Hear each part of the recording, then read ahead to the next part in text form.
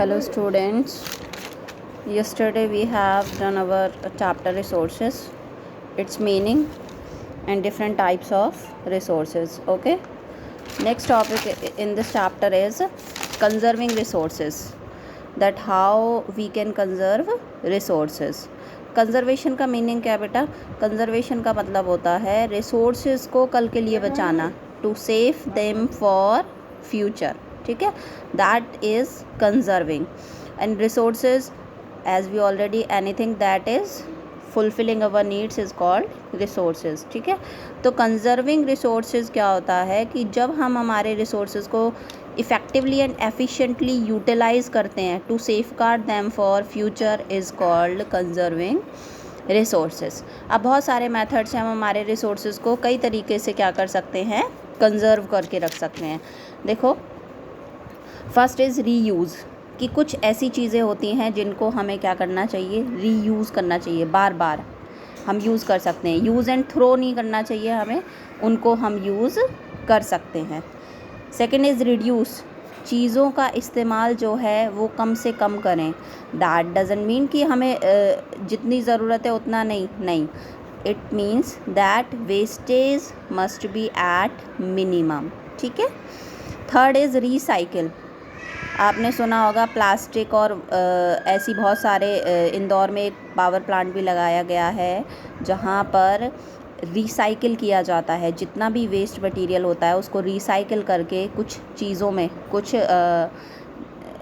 Valuable चीज़ों में उसको चेंज किया जाता है. तो दैट इज़ रिसाइकिल. ठीक है.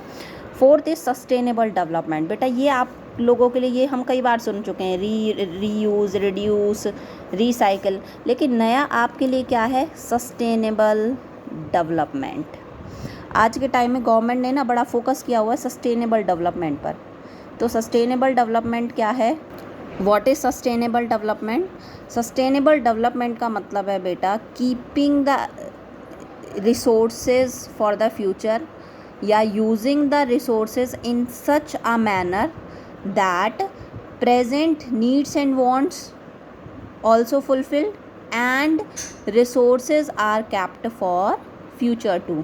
इसका मतलब क्या हुआ सस्टेनेबल डेवलपमेंट का, कि इस तरीके से रिसोर्सेज का यूज़ करना कि आज की हमारी ज़रूरतें भी पूरी हो जाए और कल के लिए जो नेक्स्ट जनरेशन हमारी होगी उसके लिए हम रिसोर्सेज को बचा भी सकें. That is sustainable development.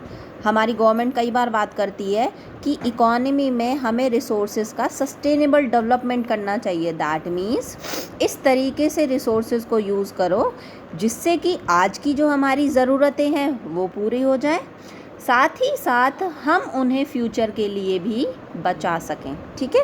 ऐसा ना हो कि सारी रिसोर्सेज हमने यूज़ कर ली हैं, फ्यूचर के लिए हमारी जो नेक्स्ट जनरेशन है उसके लिए कुछ ना बचे. ठीक है. And fifth is optimum utilisation of resources. Optimum utilisation, optimum होता है बेटा इस तरीके से effectively and efficiently utilisation of resources. Wastage कम हो, रिसोर्सेज को इफ़ेक्टिवली यूटिलाइज कर सकें जिससे कि इकोनॉमी क्या हो सके, डेवलप हो सके, जो ग्रोथ है वो ज़्यादा हो. ठीक है. That is optimum utilisation of resources. ठीक है. That's all for the chapter. बेटा चैप्टर का एक्सप्लेनेशन पूरा हो चुका है. आपको मैं चैप्टर के NCERT बुक के क्वेश्चन आंसर्स और कुछ एक्स्ट्रा क्वेश्चंस भी भेजूँगी वाया इमेजेस. ठीक है. तो आप वो अपने नोटबुक में नोट डाउन कर लीजिएगा. ग्लॉसरी भेजूँगी, कुछ इंपॉर्टेंट टर्म्स की डेफिनेशंस. ठीक है. ये जो पार्ट था, ये जो दोनों वीडियोस थी अब तक की, ये एक्सप्लेनेशन पार्ट था चैप्टर का. You should not write in your notebook. ये सिर्फ एक्सप्लेनेशन के लिए है. मैं आपको कल इमेजेस भेजूँगी. That must be return in your notebook.